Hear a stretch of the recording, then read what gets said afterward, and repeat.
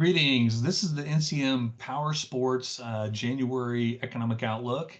Let me share my screen very quickly.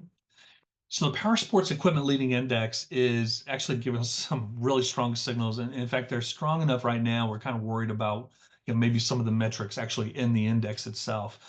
We have been seeing government come in and actually do a little bit of adjustment, data adjustments to indicators, several months after they release the data. So some of the producer price indexes and some of the demand indexes that we use to actually build this macro index for power sports may get adjusted in the coming months. So we may see some of those revisions, but what a strong signal that we got through November. If you take a look at the index itself here, it would be hitting and basically signaling that we're going to have one of the strongest demand environments that we've ever had.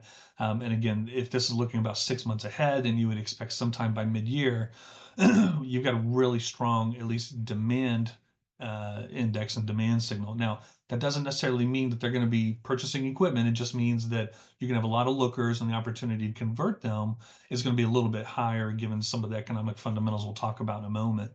But the index was 2.4% higher month over month. Again, we'll see if it adjusts. And 6.7, almost 7% higher year over year. So you've got a really good signal coming in. So when we look at the retail sales index, getting almost a similar move. When you look at the 3-month moving average, it was about 3% higher month over month going in between October and November, which is the latest data we have available from the federal government. But it was up about 6% year over year, which is, again, very strong signal.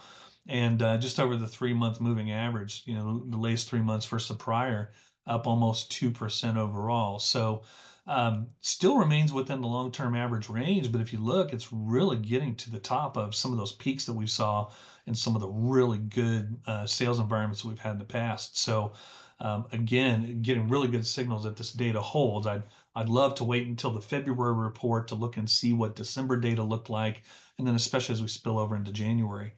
But underpinning a lot of this, and we've talked about this in some of the other videos, is this really strong K-shaped recovery in the top end of household incomes. So if you remember this, and I've talked about this several times over the last really couple quarters, is that this is a very rare shaped recovery. Households that are making between 75,000 and up basically have had one of the best wealth creation environments in their history.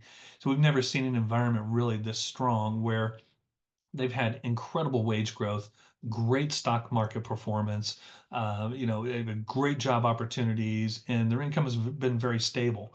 So we've seen a lot of really good spending in the upper income household segments. It's been this lower end, this 75,000 and under segment. It's about 78 million households that's actually been fairly weak.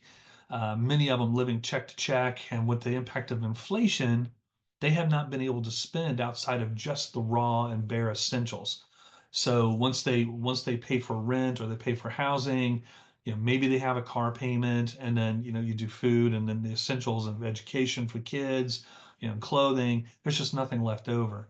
Now, what we think is happening, the reason why I bring this up right now this month is we believe this 78 million may be getting activated, and that the situation in the economy where we have wage growth at nearly 4%, and we have inflation now ticking down to that 2.5 to 2.7% range.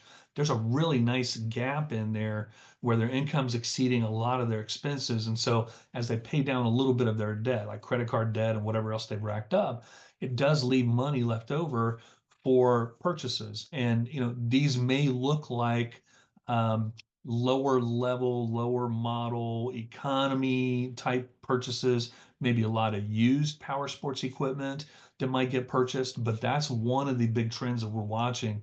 And as we activate that segment, again, you're talking about a huge portion of the households in the United States. If we've got about 320 million households, you're talking about 78 million, almost at least a third of them that have been stalled and inactive, kind of coming to life, if you will.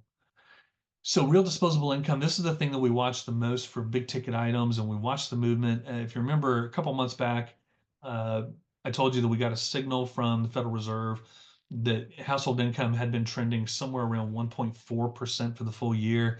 And then all of a sudden it surged to 3.1% going into the election. And we thought, well, that's kind of fuzzy data. I don't know why it would have jumped that much. There's nothing we saw in economic data to actually justify it. And so we thought, well, they're probably going to adjust that number down.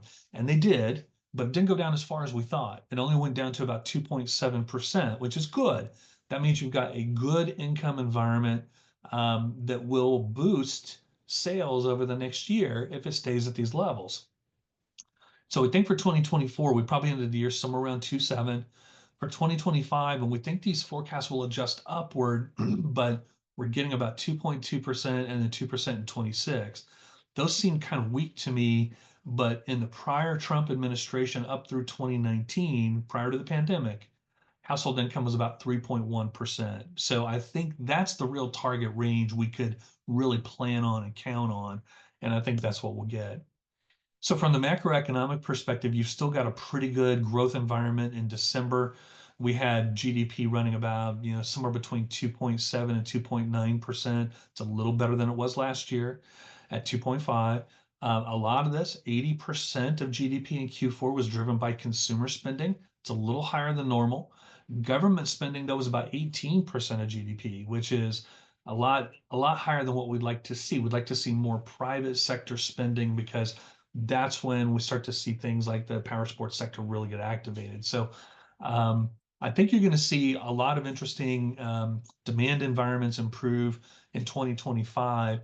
In the briefing itself, we break down some of the key sectors that really drive spending in this area. So we break everything down from, what's happening in security and, maybe the purchases of four-wheelers and items used in security and maintenance, and everything from that to what happens on farms. Farm incomes are down generally, but we do think farmers are finding, some income that they can loosen up. And some of the things that they're going to do is, buy new ATVs and, things that will kind of help them do their jobs a little bit better. And then there's other sectors in there, just the enthusiast sports, commuters who are kind of looking for alternative ways of commuting and maybe looking at, electric scooters and electric vehicles. So some of that I think is also in there, and it's all in the briefing. But take a look at it. We try to understand what's happening in the economy with each of those sectors, each of those demand sectors, and how it really impacts this, the power sports sector. So I hope you enjoyed this. And again, reach out to me if you have any questions. Also, be sure to look at the briefing and read the briefing. There's a lot of data and a lot of information in it, and it summarizes and puts a lot of what I just talked about in context. But until next month, hope you stay healthy and safe, and we'll see you next time. All right, take care.